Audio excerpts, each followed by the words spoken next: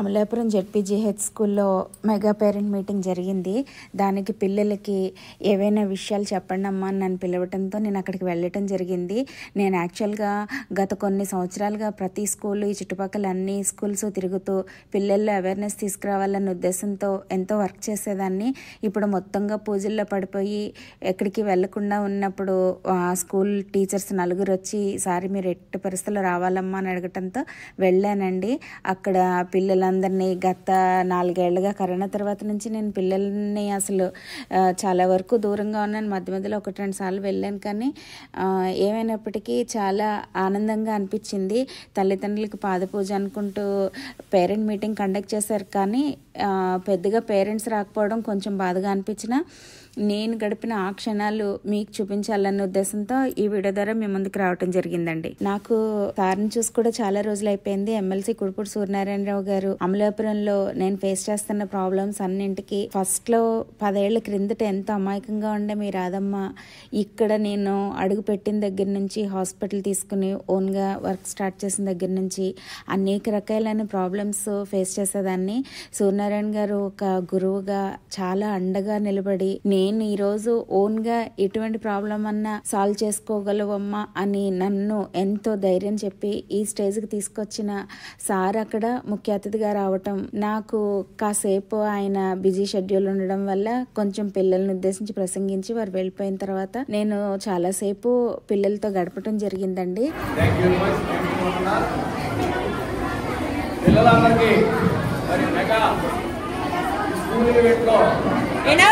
చెప్తూ తల్లిదండ్రులందరికీ కూడా మీరు మీ పిల్లల్ని మా స్కూల్లో చెప్తుంది. మా స్కూల్ ఏంటంటే ఇప్పుడు మీరు 40 సంవత్సరాల తర్వాత వచ్చిన మీరు 40 సంవత్సరాల నుంచి వచ్చిన వాడు మేము అంటే మేమందరికీ ప్రొఫెసర్ మా స్కూల్ అమ్మాయే, ఈ పక్కన ఉన్న డాక్టర్ రాధమ్మ కూడా మా స్కూల్ అమ్మాయే. అంచేత త్వరలో 150 సంవత్సరాల ఫంక్షన్ కూడా మేము చేస్తాం. దానికి మిమ్మల్ని అందరినీ పిలుస్తాం. పెద్ద పెద్ద నాయకులంతా వస్తున్నారు. వెంకయ్య మన రాష్ట్ర ఉపరాష్ట్రపతి వెంకయ్య నాయుడు గారు, అలాగే ఒరిస్సా గవర్నర్ హరిబాబు గారు, అలాగే చీఫ్ జస్టిస్ రమణ గారు, వీళ్ళందరూ కూడా మన ఉత్సవాల్లో పాల్గొంటారు. కాబట్టి అప్పుడు మీరందరూ కూడా ఇప్పుడు ఎలా పాల్గొన్నారో అలా పాల్గొనవచ్చు కోరుకుంటున్నారు. మరి ముఖ్యంగా మరి ఉమెన్ ఎడ్యుకేషన్ మీద మనం మాట్లాడుకోవాలి. ఈవేళ ప్రభుత్వం భారతదేశంలో రాజ్యాంగ ప్రకారం బాబాసాహెబ్ గారు రాసిన రాజ్యాంగ ప్రకారం మహిళలకు ఎంత ప్రాధాన్యత వచ్చిందన్నది రాజ్యాంగంలో ఇవ్వబడినటువంటి సూచన తప్పకుండా పాటిస్తున్నటువంటి ప్రభుత్వం ఏదైనా ఉందంటే మన ఆంధ్రప్రదేశ్ ప్రభుత్వం, అలాగే కేంద్ర ప్రభుత్వం. ఈవేళ ఒక ఆదివాసీకి చెందినటువంటి మరి అమ్మాయి ద్రౌపది ముర్ము గారు భారత రాష్ట్రపతి స్థాయికి ఒక స్త్రీగా ఎదిగారు. అలాగే నేటి చీఫ్ జస్టిస్ ఆఫ్ ఇండియా ఆయన ఒక మరి రాజ్యాంగంలో చెప్పబడినటువంటి ఆదివాసీయేతర మరి ముఖ్యంగా దళిత వర్గానికి చెందినటువంటి మహోన్నతుడి వేళ చీఫ్ జస్టిస్ ఆఫ్ ఇండియా స్థాయికి ఎదిగారు. అలాగే అనేక రాష్ట్రాల్లో మహిళలకి ఎంతో ప్రాధాన్యత దొరుకుతుంది. త్వరలో వచ్చే 5 సంవత్సరాల్లో కూడా చీఫ్ జస్టిస్ ఆఫ్ ఇండియాగా ఒక మహిళ కాబడుతుంది. ముఖ్యంగా మన స్కూల్ యొక్క ప్రాసెస్ చెప్పడానికి వెంకట్రావు గారు కానీ వీళ్ళందరికీ కూడా మరి బ్రిటిష్ వాళ్ళు, డచ్ వాళ్ళు, ఫ్రెంచ్ వాళ్ళు కూడా మన స్కూల్ని 1707వ సంవత్సరంలో స్థాపించి అసలు ఆంధ్రప్రదేశ్లో జననా స్కూల్ అని మహిళ మీరు కోరుకుంటున్నారో తెలుసుకోండి. ముందు ఇవాళ కార్పొరేట్ స్కూల్లో కానీ పిల్లల్ని వేస్తే వాళ్ళకి అయ్యి మరి డెత్ బెడ్స్. ఇవాళ విద్య ఎంత దారుణమైన పరిస్థితులు ఎక్కుందంటే ప్రభుత్వాలు కూడా అంతే దారుణంగా విద్యార్థుల్ని సర్వనాశనం చేస్తున్నారు. ఇవాళ భారత పార్లమెంటు విద్యని జనరల్ అగ్రిమెంట్ ట్రేడ్లో చేర్చి విద్యను వ్యాపార వస్తువుగా మార్చేసి ఇవాళ కోట్లాది రూపాయలు విద్య ద్వారా ప్రభుత్వాలు కార్పొరేట్ స్కూల్స్ కట్టబెట్టేటువంటి సంస్కృతి ఇవాళ వచ్చింది. మన హై స్కూల్లో మేము 5 రూపాయలు ఫీజు కట్టి ఇవాళ ఎంఏలు, బిఎల్ఐ చదువుకున్నాం. మీరు అంతే. అంచేత పిల్లల్ని తల్లిదండ్రులు కోరేది ఏంటంటే చేతులారా మీ పిల్లలు మీరు చంపుకోవద్దు. మీరు పర్వత స్కూల్లో ఇంత చక్కటి ప్రేమాపాలతో చూసే మేడం మధ్య మీ పిల్లలు పెంచండి. వాళ్ళు దేశానికి ఉపయోగపడతారు. వాళ్ళు చైనా స్కూల్లో చదువుకున్న వాడు భారతదేశానికి ఉపయోగపడతాడు. వాడు ట్రంప్ గారు కొడుతున్నాడు. ఇంజనీరింగ్ కానీ మెడిసిన్ కానీ అంటే మన అమెరికా పారిపోతాడు. మళ్ళా బతికోడు గాడు మీకు కనపడు. అంచేత అటువంటి సంస్కృతిని మనం డిస్కరేజ్ చేయవలసిన అవసరం ఉంది. ప్రభుత్వం కొన్ని లక్షల కోట్ల రూపాయలు ఖర్చు పెడుతుంటే ఆ డబ్బంతా కూడా వృధా చేసి వీళ్ళు ఇతర దేశాలకి ఊడిచేస్తారంటే మనం ఎవరు కూడా ఒప్పుకోవడానికి వీల్లేదు. అంచేత మాట్లాడితే చాలా సమయం తీసుకుంటుంది కాబట్టి మరి ఇంకోసారి మాట్లాడుకుందాం. Thank you very much.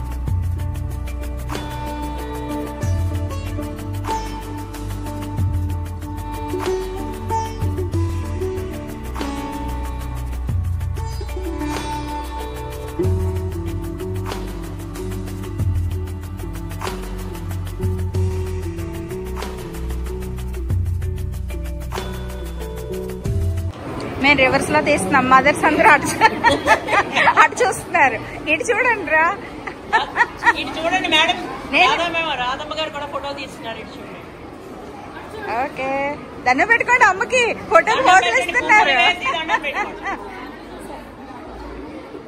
ముఖ్యంగా గవర్నమెంట్ చేపడుతున్న ఈ ప్రోగ్రామ్స్ అన్ని తల్లిదండ్రులకు కూడా ఎంతో ఎంకరేజ్మెంట్ ఇచ్చేలాగా, తల్లిదండ్రులకు కూడా పోటీలు కండక్ట్ చేసి పిల్లల్ని తల్లిదండ్రుల పాదాలకి నమస్కారం చేయాలి అని చెప్పడం అవన్నీ ఒక ఎత్తు అయితే, తల్లిదండ్రుల్లో కూడా ఆటల పోటీలు అవి కొంచెం మనసుకి ఆనందం అనిపించింది. స్కూల్కి వచ్చి నాకు ఈరోజు మీ ఈ అపురూపమైన ముందుగా ఒక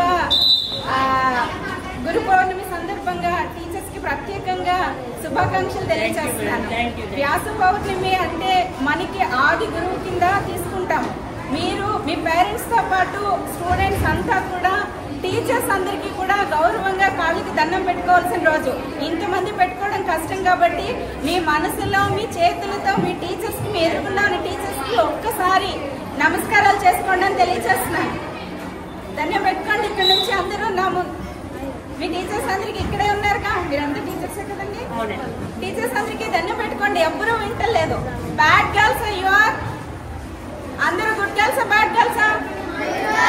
మీ టీచర్స్ అందరికి అక్కడి నుంచి దండం పెట్టుకోండి రెండు చేతులతో. Very good.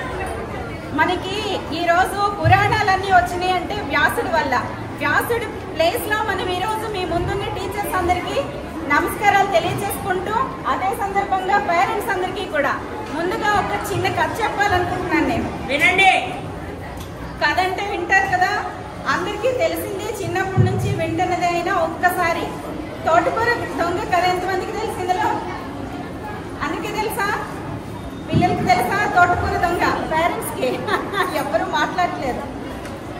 ఒక తండ్రి లేని ఒక తల్లి కొడుకుని పెంచుతా ఉందంట. కొడుకు పక్కింటి వాళ్ళ ఇంటికి వెళ్ళి తోటకూర తుంపుకొచ్చాడంట. ఆ తోటకూర తల్లి తీసుకుని, ఈరోజు వండడానికి కూరలేని లేవురా, బాగా తెచ్చావు అని చెప్పి ఆ తోటకూర ఆ రోజు వండి పెట్టిందంట కొడుకు. ఆ రోజు నుంచి మొదలుపెట్టి వాడు అమ్మని మెచ్చుకుంది కదా మా అమ్మ నన్ను అని చెప్పి రోజు ఎక్కడో అక్కడికి వెళ్ళటం, ఏదో ఒకటి దొంగతనం చేసుకురావడం, కూరగాయలు, అలా అలా నెమ్మదిగా ఒక పెద్ద దొంగలాగా తయారయ్యాడు వాడు. కొడుకు చిన్న వయసులో ఉన్న 2-3 ఏళ్ల పిల్లాడిని తోటకూరతో మొదలుపెట్టిన ఆ తల్లి ఎంకరేజ్మెంట్ వల్ల చాలా పెద్ద దొంగగా తయారయ్యాడు. ఈ దొంగను పట్టుకున్నారు పోలీసులు. ఎప్పటికైనా దొంగలు దొరకాల్సిందే కదా. ఏదైనా తప్పు చేశాము అంటే ఖచ్చితంగా మనం శిక్షణ అనుభవించాల్సిన పరిస్థితి మనకి జీవితంలో తప్పనిసరి. అటువంటి పరిస్థితుల్లో ఈ దొంగ దొరికాడు. పోలీసులు పట్టుకున్నారు. తల్లి బాధపడుతూ కొడుకుని చూడడానికి స్టేషన్కి వెళ్ళిందంట. తల్లిని పిలిచాడంట దగ్గరికి. చెవి పట్టుకుని కొరికాడంట తల్లిని. ఎందుకురా నేను చూడడానికి వస్తే నన్ను కొరుకుతున్నావు అని అడిగిందంట. చిన్నప్పుడే నువ్వు నాకు తోటకూర దొంగతనం చేసినప్పుడే దొంగతనం చేసుకొచ్చావు, తప్పు చేశావు, దొంగతనం అతిపెద్ద అపరాధము అని చెప్పినట్లయితే ఈరోజు నేను ఇలా స్టేషన్లో ఉండాల్సిన అవసరం రాకపోదును కదమ్మా. ఈరోజు నేను ఇలా స్టేషన్లో ఉన్నానంటే తల్లిగా నీదే బాధ్యత అని చెప్పేసి కొడుకు బాధపడ్డాడంట. దీన్ని బట్టి మనకి ఏమర్థమైంది? పిల్లలకి తొలి గురువు తల్లి తండ్రి. కాబట్టి పిల్లల్ని స్కూల్కి పంపించే ముందు టీచర్స్ గురువులు అంటున్నారు కాబట్టి టీచర్స్కే బాధ్యత వీళ్ళందరినీ అని టీచర్స్ మీద వదిలేకండి. పిల్లల్ని పంపించే ముందు స్కూల్కి వాళ్ళ జాగ్రత్తలన్నీ మీరే తీసుకోండి. వాళ్ళు ఎలా వెళ్తున్నారు మీ బాధ్యత, వాళ్ళు ఏం చేస్తున్నారు, వాళ్ళు ఎక్కడికి వెళ్ళి ఎవరితో మాట్లాడుతున్నారు. ఈరోజు ఎంత దారుణమైన పరిస్థితుల్లో సొసైటీ వచ్చేసిందంటే కేవలము పిల్లలు మొబైల్స్ పట్టుకుని మొబైల్స్లో కాలం గడిపేస్తున్నారు. మొబైల్స్లో ఇంటర్నెట్ పుణ్యమా అని చూడకూడని దరిద్రం అంతా చేతుల్లోకి వచ్చేసింది. అవునా? తల్లిదండ్రులే చూడలేని చెత్త అంతా చెండాలం అంతా పిల్లలు చూడడం వల్ల డబ్బులు వచ్చేస్తారు, నిండిపోయి ఉంటారు పేరెంట్స్ అనుకున్నారు. రాలేనందుకు బాధపడాలో నిజంగా మనం బాధ్యత పిల్లల మీద ఎంత తీసుకుంటున్నామో అని ఆలోచించుకోవాల్సిన పరిస్థితి ఉందేమో అని అనిపించింది నాకు ఈ మీటింగ్ చూడగానే. పేరెంట్స్ అండి ఓన్లీ టీచర్స్కి ఇచ్చేస్తున్నాము, టీచర్స్ చూసుకుంటారని ఎట్టి పరిస్థితులు అనొద్దు. వాళ్ళు ఎంతవరకు చూడగలుగుతారు, ఎంతమందిని చూస్తారు? ఒక్క పిల్ల మన బొజ్జులో పుట్టిన ఒకరిద్దరు పిల్లల్నే మనం చూడలేకపోతున్నాము. ఈరోజు సమాజంలో ఎన్ని దరిద్రాలు చూడాల్సి వస్తుందో. డ్రగ్స్ అని అమలాపురంలో దొరుకుతున్నాయని వింటున్నాను. హైదరాబాద్ నుంచి ఎవరో వచ్చి ఎల్కేజీ యూకేజీ చదివే పిల్లలు కూడా అలవాటు చేసి బ్లాక్మెయిల్ చేస్తున్నారమ్మా అని చెప్తున్నారు. సొసైటీ అంతా తప్పుదారి పట్టేసిన ఈ పరిస్థితుల్లో పేరెంట్స్ మీద బాధ్యత చాలా ఎక్కువగా ఉంటుంది.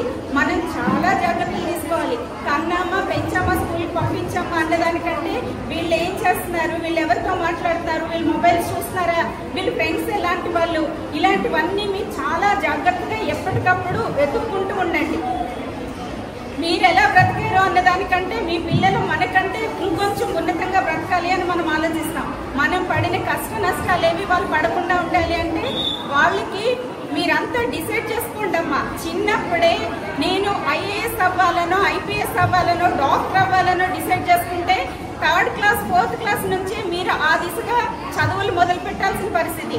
కానీ మన వ్యవస్థ మన చుట్టూ ఉన్న సమాజం దానికి అనుకూలంగా లేదు కాబట్టి ప్రతి ఒక్కళ్ళు మన పేరెంట్స్ మన అమ్మ ఏదో చెప్తుంది, మా టీచర్స్ ఏదో చెప్తారు అని అనుకోకుండా మీకు మీరు అనుకోండి, నేను డాక్టర్ని అవ్వాలి, నేను ఐఏఎస్ అవ్వాలి, నేను ఐపీఎస్ అవ్వాలి. మనం ఏదైనా ఒకటి గుర్తుంచుకోండి, మనం అనుకున్నాము అంటే అయ్యి తీరుతాము. నేను ఈ సొసైటీలో 10 మందికి అన్నం పెట్టాలి అని అనుకున్నా. ఈరోజు నేను 100 మందికి అన్నం పెడుతున్నా. దానికి కారణం స్ట్రాంగ్ డెసిషన్, స్ట్రాంగ్గా మనం మీరు అనుకోండి, నేను 1000 మందికి అన్నం పెట్టేలాగా పెద్దదాన్ని అవ్వాలి అని మీరంతా డిసైడ్ చేసుకోండి. మన సంకల్పం గట్టిగా ఉన్నప్పుడు ఖచ్చితంగా దాన్ని చేరి తీరుతామని గుర్తుంచుకోండి.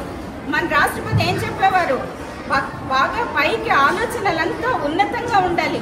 మన ఆలోచనలు ఉన్నతంగా ఉన్నప్పుడు మనం చేసే పనులు మనం రీచ్ అయ్యేది అత్యున్నతంగా ఉంటుంది అని చెప్పేవారు. ఎవరు? అబ్దుల్ కలాం గారు.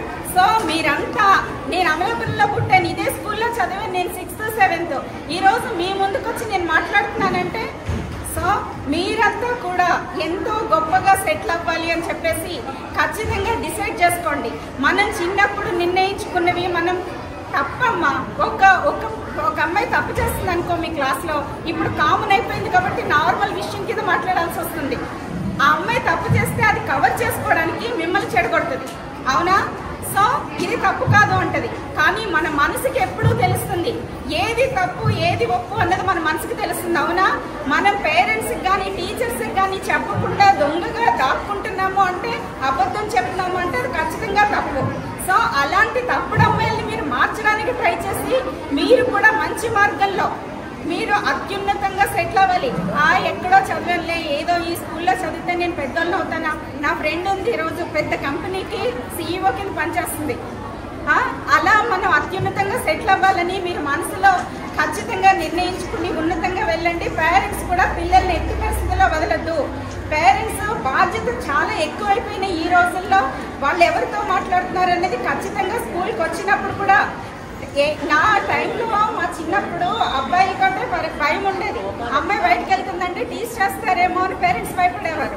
కొంచెం ఏజ్కి వచ్చిన తర్వాత సొసైటీలో చిన్న ఏజ్కి టీనేజ్ అంటే 16 దాటిన తర్వాత 6th క్లాస్ 7th క్లాస్కి వచ్చేసరికి భయం వేస్తుంది అంటున్నారు పేరెంట్స్. ఇప్పుడు అన్ని రకాల భయాలు పట్టుకున్నాయి. సో బాధ్యత ఎక్కువైపోయింది పేరెంట్స్కి. జాగ్రత్తగా చూసుకోండి, జాగ్రత్తగా ఏం డిసైడ్ చేసుకోండి అని పిల్లలందరికీ తెలియచేస్తున్నాను.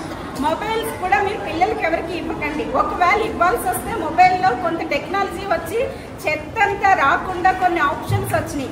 అవన్నీ తెలుసుకుని చెక్ చేసుకుని ఉందో తెలీదు. న్యూస్ చూడండి, లాంగ్వేజెస్ నేర్చుకోండి, హిందీ, ఇంగ్లీషు. మీరు టీవీ చూసారు, టీవీ ముందు కూర్చున్నారు అంటే ఖచ్చితంగా సీరియల్స్ కోసం, సినిమాల కోసం కూర్చోవద్దు. ఏమ్మా, ఎంతమంది టీవీ చూస్తారు? ఇందులో సీరియల్స్ ఎంతమంది చూస్తున్నారు? పేరెంట్స్ సీరియల్స్ ఏంటి, ఎవరు టీవీ చూడట్లేదా? ఒక అమ్మాయి నిజైతే పర్లేదు, దానికి ప్రైజ్ ఇవ్వచ్చండి. టీవీ చూడకండి. ఒకవేళ చూడాల్సి వస్తే ఏం చూస్తారు? మన రాష్ట్రంలో ఏం జరుగుతుంది, దేశంలో ఏం మన రాష్ట్రంలో ఉన్న అన్ని జిల్లాల్లోని, పక్క రాష్ట్రాల్లోని ఎలా బ్రతుకుతున్నారు, వాళ్ళ జీవన విధానం ఎలా ఉంది, మనం నేర్చుకోవాల్సిన లాంగ్వేజెస్. ఈరోజు హిందీ నేర్చుకున్నారంటే మీరు హిందీ ప్రోగ్రామ్స్ పెట్టుకుని వినగా వచ్చేస్తాయి. చిన్న వయసులోనే మీరు నేర్చేస్తుంటే చూస్తే వచ్చేస్తాయి, వింటే వచ్చేస్తాయి, ప్రాక్టీస్ చేస్తే ఆటోమేటిక్గా వచ్చేస్తాయి. హిందీతో ఆల్ ఓవర్ ఇండియా మీరు ఎక్కడికి వెళ్ళినా బ్రతకగలుగుతారు. ఓకేనా? ఈ 10th క్లాస్, ఇప్పుడు 6 నుంచి 10th వరకు ఉన్నారు కదా మీరంతా ఒకటి నిర్ణయించుకోండి. ఈ స్కూల్ నుంచి నేను 10th దాటి బయటకు వెళ్ళే లోపు హిందీ, ఇంగ్లీషు, తెలుగు ఎలా మాట్లాడతానో అలా మాట్లాడాలి, వచ్చేయాలి. డెసిషన్ తీసుకోండి. ఎంతమంది తీసుకుంటారు? Very good. లాంగ్వేజెస్ చాలా ఇంపార్టెంట్. మీరు మొబైల్ పట్టుకుని ఏదైనా వెతుక్కోవాలన్నా కూడా మీకు లాంగ్వేజెస్ ఇంపార్టెంట్. సో ఈ 2 లాంగ్వేజెస్తో పాటుగా ఇంకొక డెసిషన్ ఏం తీసుకుంటారు? ఏమవ్వాలనుకుంటున్నారు? డాక్టర్సా, ఇంజనీర్సా, ఆస్ట్రోనాట్సా, ఐఏఎస్సా? Very good. అదిగో దానికోసం ఎంత కష్టపడాలో తెలుసా? 3rd క్లాస్ నుంచి మొత్తం సమాజంలో జరుగుతున్నవన్నీ పేపర్ చూడండి, న్యూస్ చూసుకోండి. ఇప్పటి నుంచి అలవాటు చేసుకుంటే ఒక్కవేళ ఇన్ కేస్ ఆ ప్లేస్కి మనం రీచ్ అవ్వకపోయినా దానికి దగ్గరగా వెళ్ళిపోతాం. సో ఎప్పుడు ఏం గట్టిగా ఉండాలి, పెద్దగా ఉండాలి అని గుర్తుంచుకొని అత్యున్నతంగా ఈ 10th ఈ స్కూల్ దాటి బయటకు వెళ్ళేసరికి ఏ చిన్న మచ్చ మీ జీవితం మీద కానీ మీ మనసు మీద కూడా పడకుండా జాగ్రత్తలు తీసుకుంటూ ఎయిమ్ ఓరియంటెడ్గానే బ్రతకండి. మీ తల్లిదండ్రులకి, మీ టీచర్స్కి మంచి పేరు తీసుకురండి అని మీ పిల్లల్ని జాగ్రత్తగా చూసుకోండి అని పేరెంట్స్కి తెలియజేస్తూ సెలవు తీసుకుంటున్నాను. విన్నారు కదా రాధమ్మ గారి ఉపన్యాసం. ఆవిడ ఎప్పుడూ కూడా మీ అభివృద్ధి గురించే ఆలోచించే మనిషి. ఇప్పుడు డాక్టర్ గారు ఉన్నారు, కృష్ణప్రసాద్ గారు, రాధమ్మ గారు. వాళ్ళు ఏంటి, ఎక్కడైనా సరే ఏదైనా ఒక డెవలప్మెంట్ కావాలన్నా, ఒక అభివృద్ధి చెందాలన్నా, చేయాలన్నా వాళ్ళు ఎప్పుడు ముందు ఉంటారు. రీసెంట్గా నేను యూట్యూబ్లో ఒక వీడియో చూశాను వాళ్ళ గురించి. ఏంటంటే వాళ్ళ హాస్పిటల్లో ఒక ఎంప్లాయీ రిటైర్ అయ్యారు. వాళ్ళని నిజంగా డాక్టర్ గారు, అలాగే రాధమ్మ గారు, వాళ్ళ అమ్మాయి కూడా డాక్టరే, వాళ్ళందరూ కలిసి ఎంతో మంచి స్థాయిలో, ఎంతో మంచిగా, ఎంతో గౌరవంగా వాళ్ళకి సన్మానం చేసి, వాళ్ళని సాదరంగా, ఒక ఎంప్లాయీ అనేది ఒక చిన్న చూపు కాదు, వాళ్ళకి ఎంతో గొప్పగా చూసి వాళ్ళని ఎంతో సన్మానం చేసి వాళ్ళ గొప్పతనాన్ని చాటుకున్న జంట వాళ్ళు. అలాంటి రాధమ్మ గారు మీకు ఎంత మంచి సందేశం ఇచ్చారో చూశారు కదా. తల్లిదండ్రులుగా మీరేం చేయాలి? మీ పిల్లల్ని కనిపెట్టుకోవాలి. వాళ్ళు ఫోన్లు చూస్తున్నారు అంటే ఫోన్లో ఏం చేస్తున్నారో అబ్జర్వ్ చేసుకోవాలి. మీరు వాళ్ళకి ఫోన్ ఇచ్చేసి వదిలేయడం కాదు. అలాగే వాళ్ళు పిల్లలతో స్నేహాలు చేస్తూ ఉంటారు. ఏ పిల్లలతో స్నేహం చేస్తున్నారు, ఆ పిల్లలు ఎలాంటి వాళ్ళు, ఇలాంటివన్నీ కూడా మీరు అబ్జర్వ్ చేసుకోవాలి. మేము ఇంకా చెప్పాల్సిన విషయాలన్నీ కూడా రాధమ్మ గారు చక్కగా వివరించారు. మా పాఠశాలకు వచ్చి మా కార్యక్రమంలో ఇంత మంచి సందేశం ఇచ్చిన రాధమ్మ గారికి మా పాఠశాల తరఫున హృదయపూర్వకంగా కృతజ్ఞతలు తెలియజేసుకుంటున్నాం. పిల్లల్ని చూసిన ఆ క్షణాల్లో నేనేంటి అనే విషయం అంతా మర్చిపోయి పిల్లలతో కాసేపు గడిపి బయటకు వచ్చేసాను. ఏమైనప్పటికీ ఆ నిమిషాలన్నీ ఆనందాన్ని ఇచ్చే నాకు అని అనిపించి మీకు షేర్ చేస్తున్నానండి. అందరికీ నమస్కారము. మీకు ఈ వీడియో నచ్చినట్లయితే please do like, share and subscribe me Radhamma vlogs. Thank you.